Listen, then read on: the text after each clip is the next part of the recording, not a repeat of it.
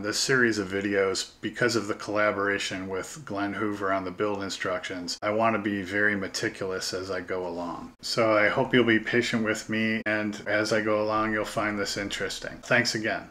So picking up where I left off last time. So now I think I have all the assemblies separated into bins. I want to get started on following these instructions, and I believe the first thing he has in here is the pilots and the cockpit. So I'm going to get started on that. And as I said, this one has a hole in it, and I went out and I was looking at YouTubes and photos and stuff on the internet of other people who have built this kit. Every single one I saw, this had a hole in it like that. So the mold on that guy must not be very good. So I'm going to clean these up and then fill that in and then start painting them. There's some nasty ejection pin marks on this. I want to get those out of there, and then I think I'll replace those supports, so to speak, with this 0.5 millimeter styrene square rod. So I cut that styrene rod to shape and fit them in there, and I think it came out pretty good. Make sure I have all my paints, and Glenn provides this list in the instructions of all the paints you're going to need. He uses Tamiya. As you may know, I'm a Testors and Model Masters guy. I like to use enamels, and so I have all my paints and primer ready to go. So after cleaning up all the cockpit and crew parts, I painted the crew and assembled and then painted those chairs in the cockpit. I made my chalk wash and hit the pilots and the seats. These guys have headphones. I painted those black and hit them with the wash, and now I'm gonna give them a coat of dull coat. And I just put those decals on. And there's the completed crew and cockpit. I'm ready to start on the fuselage. Glenn put together these 3 pages on how to handle these. As I went through this and kind of thought about it, doing it, so I actually took pictures of the 2 parts and then talked about what needs to be done. He has these figures 4 and 5. I actually did like a 4A and 5A, which is getting rid of everything and kind of giving me a blank surface to work with. And then did a 4B and a 5B, and I'll show you, I'll pop a few pictures in here of my computer and kind of the process I went through. And it starts right at the tail end of this reference photo where you see they open the door. And I'm like, oh, that door has got a more curved top. So I went out and found all these reference photos, and that dictated kind of how I would do the drawings. And then in this one, you can see that rail above the door there that I want to imitate. When I actually used drawings of the actual plane that I found on the internet and kind of did a comparison, and then used my computer to generate these lines. And I'll send this to Glenn, because basically what he handles in these 3 figures, I handle actually in 4. And then on a spreadsheet, I'm kind of reordering the steps. I'll send it to Glenn. If he wants to do it that way, that's fine. However he wants to do it. And I have clean photos of these without all the lines and stuff on there, in case he wants to use those.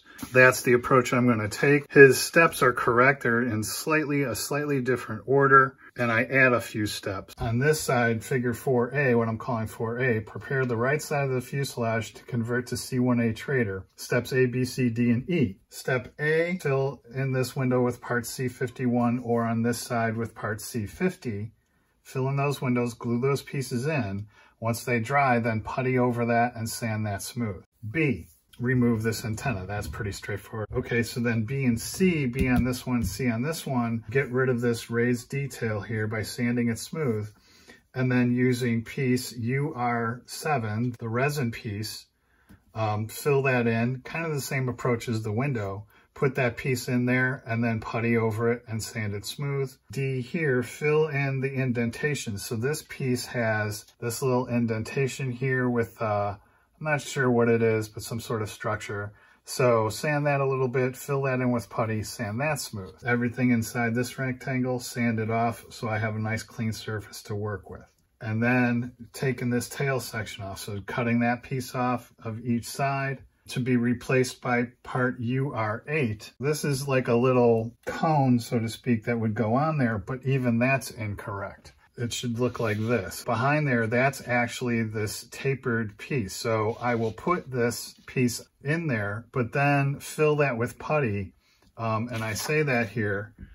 So remove this oval section to be replaced by part UR8, this resin piece, then fill over with putty and sand to a smooth tapered end. When I do join the two fuselage halves, then work on that in conjunction with the putty and that end piece. So, you know, cut this piece off, put that piece on there to kind of fill it in. And then once this is on here, similar to what you see here, when I bring the two fuselage halves together, so above that tail hook tapered, you know, tapered to the end. I went through the instructions. He leaves it as put that piece on there. More has to be done to make it, you know, accurate like this. I believe that's it. First thing, I'll take this off, and I'm going to save this piece. It's a nice antenna shape. Yeah, fits nice. All right. I'm kind of doing these both at the same time or in tandem. And these pieces have an R and an L on them, so you know which one's good for the right and the left. So that fills in that indentation. I think what I might do is glue these in and then start sanding. Yeah, those fit in there nice and tight too, I have to say. What I'm going to do is fill that with glue and then push it in and let it come out, so that when I sand down to it, I'll hit that super glue and it should be just like plastic. And I'm going to have to let this dry for quite a while. Yeah, you can see it squirting out there. That's what I want to happen. Actually, instead of putty, I think I'm going to cover these over with the super glue. And the reason I like to use super glue, especially if I'm going to be rescribing, with that tester's putty that I use, if you scribe into it, it'll crumble and it doesn't look good. Whereas super glue, once it dries hard like plastic and you can actually scribe it. And I want to get down in there so there's no bubbles. And then this one, it's a little raised there.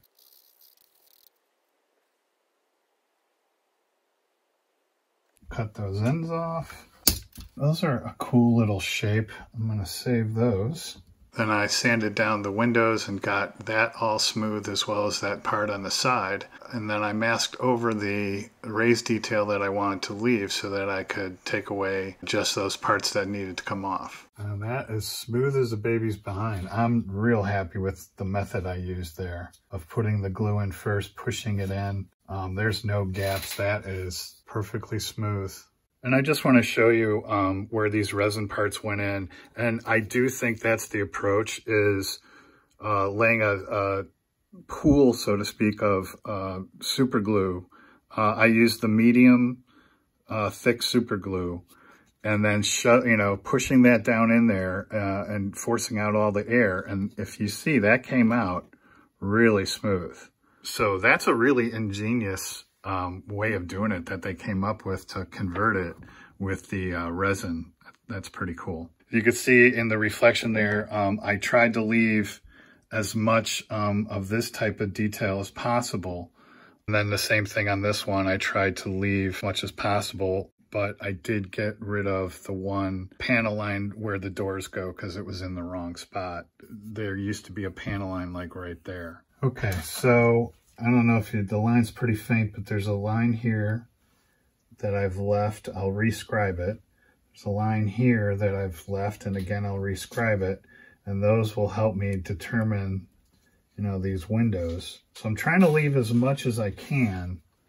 I mean, all that looks pretty nice and smooth without, visible panel lines jumping out at you.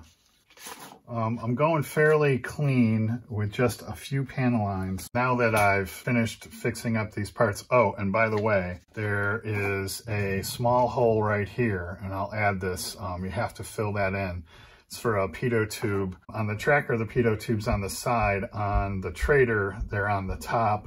So that hole needs to be filled in. So I just touched it with just a touch of super glue. So next is, you know, scribing all this stuff that I talked about earlier, scribing in the doors, and then cutting open these holes for the windows. So that's what I'm going to do next is work on these details on the sides. Until then, thanks for watching and happy modeling.